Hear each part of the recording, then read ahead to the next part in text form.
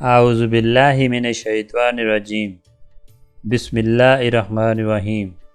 شروع اللہ کے نام سے جو بڑا مہربان نہایت رحم والا ہے۔ السلام علیکم ورحمۃ اللہ وبرکاتہ۔ پیارے ناظرین، اگر آپ ہمارے چینل پر فرسٹ ٹائم آئے ہیں یا ہمارے چینل سبسکرائب نہیں کیا ہوا تو ہم آپ سے تہہ دل سے ریکویسٹ کرتے ہیں کہ چینل کو سبسکرائب کر دیجئے تاکہ تمام ویڈیو کا نوٹیفیکیشن آپ تک پہنچتا رہے۔ قتل کے ناکام منصوبے کا واقعہ۔ خیبر کی فتح کے بعد وہاں کی ایک بستی فدق کے لوگ حضور اکرم صلی اللہ علیہ وسلم کی خدمت میں حاضر ہوئے۔ جو لوگ حاضر ہوئے ان کے سردار کا نام نون بن یوشخ تھا۔ اس نے حضور اکرم صلی اللہ علیہ وسلم سے عرض کیا، ہم اس بات پر صلح کرنے کے لیے تیار ہیں کہ ہماری جان بخشی کر دی جائے اور ہم لوگ اپنا مال اور سامان لے کر فدق سے جلا وطن ہو جائیں۔ حضرت صلی اللہ علیہ وسلم نے ان کی یہ بات منظور فرما لی۔ اس سلسلے میں ایک روایت یہ ہے کہ یہودیوں نے فدق کو نصف دینے کی بات کی تھی اور آپ صلی اللہ علیہ وسلم نے اس کو منظور فرمایا تھا۔ یہاں تک کہ ایک بات کی وضاحت کرنا بہتر ہوگا۔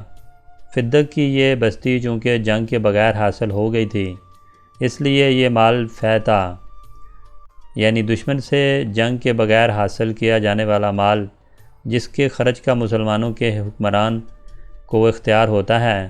چنانچہ آپ صلی اللہ علیہ وسلم اس کی آمدنی میں سے اپنے گھر والوں پر بھی خرچ کیا کرتے تھے۔ بنی ہاشم کے چھوٹے بچوں کی پرورش بھی اسی آمدنی سے فرماتے تھے۔ بنی ہاشم کی بیواؤں کی شادیاں کرتے تھے۔ حضور اکرم صلی اللہ علیہ وسلم کی وفات کے بعد حضرت ابوبکر صدیق رضی اللہ تعالیٰ عنہ خلیفہ بنے تو حضرت فاطمہ رضی اللہ تعالیٰ عنہ نے سمجھا کہ فدق کا علاقہ حضور اکرم صلی اللہ علیہ وسلم کی ملکیت تھا، لہٰذا مجھے وراثت میں ملنا چاہیے۔ چنانچہ انہوں نے حضرت ابوبکر صدیق رضی اللہ تعالیٰ عنہ سے درخواست کی کہ فدق کا علاقہ انہیں دے دیا جائے۔ ابوبکر صدیق رضی اللہ تعالیٰ عنہ اس مسئلے سمجھایا اور فرمایا، رسول اللہ صلی اللہ علیہ وسلم نے فرمایا ہے کہ ہم نبیوں کی میراث تقسیم نہیں ہوتی، ہم جو کچھ چھوڑ جاتے ہیں وہ مسلمانوں کے لیے صدقہ ہوتا ہے۔ حضرت فاطمہ رضی اللہ تعالیٰ عنہ مطمئن ہو گئیں اور پھر دوبارہ یہ مطالبہ نہ کیا۔ جس زمانے میں رسول اللہ صلی اللہ علیہ وسلم خیبر پہنچے تھے اس وقت کھجوریں بھی پکی نہیں تھیں، چنانچہ کچی کھجوروں کو کھانے سے اکثر صحابہ بخار میں مبتلا ہو گئے۔ انہوں نے اپنی پیشانی حضور اقدس صلی اللہ علیہ وسلم کی بیان کی۔ آپ صلی اللہ علیہ وسلم نے ان سے فرمایا، گڑوں میں پانی بھر لو اور ٹھنڈا کر لو، فجر کے وقت اللہ کا نام لے کر اس پانی کو اپنے اوپر ڈالو۔ صحابہ نے اسی ہدایت پر عمل کیا تو ان کا بخار جاتا رہا۔ خیبر کی جنگ میں سلمہ بن عقبہ رضی اللہ تعالیٰ عنہ زخمی ہوئے تو انہوں نے حضور اکرم صلی اللہ علیہ وسلم کی خدمت میں حاضر ہوئے۔ حضور اکرم صلی اللہ علیہ وسلم نے 3 مرتبہ ان کے زخموں پر دم کیا، انہیں اسی وقت آرام آ گیا۔ اس غزوے میں ایک واقعہ یہ پیش آیا کہ نبی کریم صلی اللہ علیہ وسلم کو قضائے حاجت کے لیے جانا تھا۔ آپ صلی اللہ علیہ وسلم نے عبداللہ بن مسعود رضی اللہ تعالیٰ عنہ سے فرمایا کہ دیکھو کوئی اونٹ کی جگہ نظر آ رہی ہے یا نہیں۔ عبداللہ بن مسعود رضی اللہ تعالیٰ عنہ نے چاروں طرف دیکھا، کوئی اونٹ کی جگہ نظر نہ آئی، البتہ انہیں اکیلا درخت نظر آیا۔ انہوں نے بتایا کہ صرف درخت نظر آ رہا ہے۔ آپ صلی اللہ علیہ وسلم نے فرمایا، ادھر ادھر دیکھو کوئی اور اونٹ کی چیز نظر آتی ہے۔ اب انہوں نے پھر ادھر ادھر دیکھا تو ایک اور درخت کافی دور نظر آیا۔ انہوں نے اس دوسرے درخت کے بارے میں آپ کو بتایا تو آپ صلی اللہ علیہ وسلم نے ارشاد فرمایا، ان دونوں درختوں سے کہو اللہ کے رسول تمہیں حکم دیتے ہیں کہ دونوں ایک جگہ جمع ہو جاؤ، یعنی آپس میں مل جاؤ۔ حضرت عبداللہ بن مسعود رضی اللہ تعالیٰ عنہ نے ان دونوں درختوں کو مخاطب کر کے یہ بات کہہ دی۔ فوراً دونوں درخت حرکت میں آئے اور ایک دوسرے سے مل گئے۔ سبحان اللہ سبحان اللہ سبحان اللہ۔ آپ صلی اللہ علیہ وسلم نے ان کا پردہ بنا لیا۔ آپ صلی اللہ علیہ وسلم کے فارغ ہونے کے بعد دونوں درخت اپنی اپنی جگہ پر لوٹ گئے۔ سبحان اللہ، سبحان اللہ، سبحان اللہ۔ جب خیبر فتح ہو گیا تو ایک عورت مسلمانوں کی طرف آتی ہوئی نظر آئی۔ وہ لوگوں سے پوچھ رہی تھی کہ اللہ کے رسول بکری کے گوشت کا کون سا حصہ زیادہ پسند فرماتے ہیں؟ لوگوں نے اسے بتایا، حضور اکرم صلی اللہ علیہ وسلم کو دستی کا گوشت پسند ہے۔ اس عورت کا نام زینب تھا۔ یہ مرحب کی بھتیجی اور سلام بن مستقم یہودی کی بیوی تھی۔ یہ بات معلوم کرنے کے لیے بعد وہ واپس لوٹ گئی۔ اس نے ایک بکری کو ذبح کیا، پھر اس کو بھونا اور اس دستی والے حصے میں زہر ملا دیا۔ حضرت صلی اللہ علیہ وسلم مغرب کی نماز پڑھا کر واپس تشریف لائے تو اس عورت کو منتظر پایا۔ آپ صلی اللہ علیہ وسلم نے اس سے آنے کا سبب پوچھا تو بولی، اے ابو قاسم، میں آپ کے لیے ایک ہدیہ لائی ہوں۔ حضور اکرم صلی اللہ علیہ وسلم کے حکم پر اس کا ہدیہ لے لیا گیا اور آپ صلی اللہ علیہ وسلم کے سامنے رکھ دیا گیا۔ اس وقت وہاں بشر بن برار بن معرور رضی اللہ تعالیٰ عنہ بھی موجود تھے۔ آپ صلی اللہ علیہ وسلم نے صحابہ کرام رضی اللہ تعالیٰ عنہ سے فرمایا، قریب آ جاؤ۔ پھر آپ صلی اللہ علیہ وسلم نے دستی سے کھانا شروع فرمایا۔ آپ صلی اللہ علیہ وسلم کے ساتھ ہی بشر بن برا نے بھی دستی سے گوشت کا لقمہ منہ میں ڈال لیا اور اسے نگل گئے، جبکہ حضرت صلی اللہ علیہ وسلم نے بھی ابھی لقمہ صرف منہ میں ڈالا ہی تھا۔ دوسرے لوگوں نے دوسری جگہ سے لقمہ لیا۔ جو ہی حضور اکرم صلی اللہ علیہ وسلم نے لقمہ منہ میں ڈالا، فوراً اگل دیا اور فرمایا، ہاتھ روک لو، یہ گوشت مجھے بتا رہا ہے کہ اس میں زہر ہے۔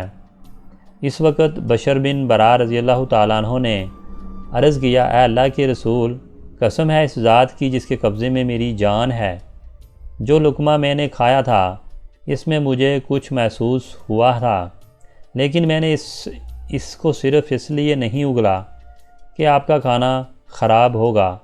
پھر جب آپ صلی اللہ علیہ وسلم اپنا لقمہ اگل دیا تو مجھے اپنے سے زیادہ آپ کا فکر آیا اور مجھے خوشی ہوئی کہ آپ نے اس کو اگل دیا۔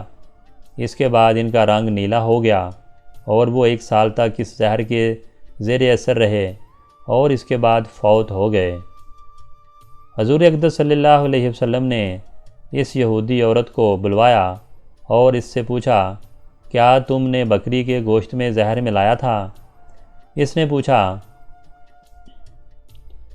آپ کو یہ بات کس نے بتائی؟